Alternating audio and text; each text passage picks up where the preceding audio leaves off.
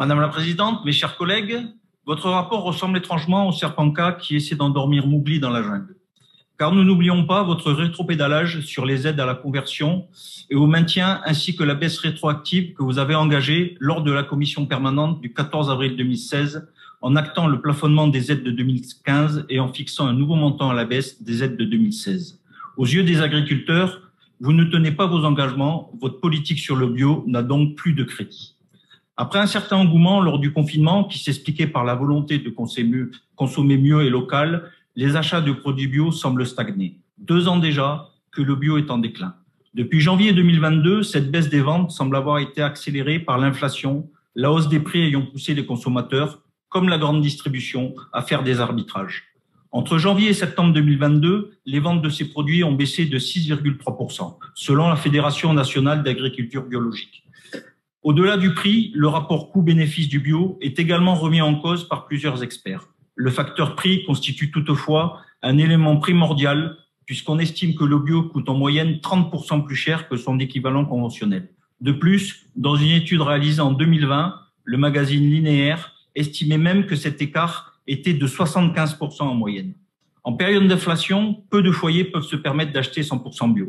Cause ou conséquence de cela, l'offre bio a reculé de 7,3% dans les grandes surfaces alimentaires en septembre dernier. De plus, Madame la Présidente, votre rapport manque de précision. Par exemple, vous parlez d'inciter les entreprises à utiliser les produits bio régionaux pour multiplier les débouchés des productions agricoles bio. Oui, mais de quelle façon la région a-t-elle l'intention d'inciter les dites entreprises à privilégier ces produits?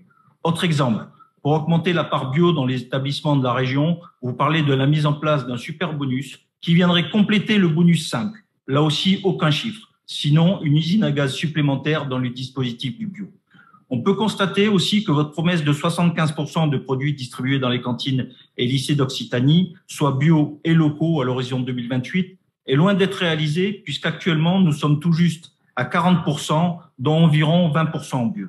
D'ailleurs, il serait plus judicieux de parler de produits bio ou locaux pour éviter une incompréhension, voire une mésinformation malheureuse. Vous rappelez via de nombreuses données relatées dans votre rapport l'importance de l'agriculture biologique dans notre région avec une certaine autosatisfaction trop modeste, comme si votre politique avait été à l'origine de l'engouement pour le bio. Oui, Madame la Présidente, l'avenir du bio est effectivement à craindre puisque nous observons en Occitanie un taux de déconversion de 4,12%. À ce stade, la question de la soutenabilité du modèle économique de la filière bio se pose sérieusement. Si encourager les agriculteurs à se convertir au bio est une chose, leur permettre de se maintenir en agriculture biologique de façon durable est une toute autre chose. C'est là que nous devons concentrer tous nos efforts et non continuer à appliquer une politique acharnée de conversion dans un contexte de tassement du prix, de flambée des prix de l'énergie et tout cela pour rester la première région bio de France et être reconnue par Bruxelles.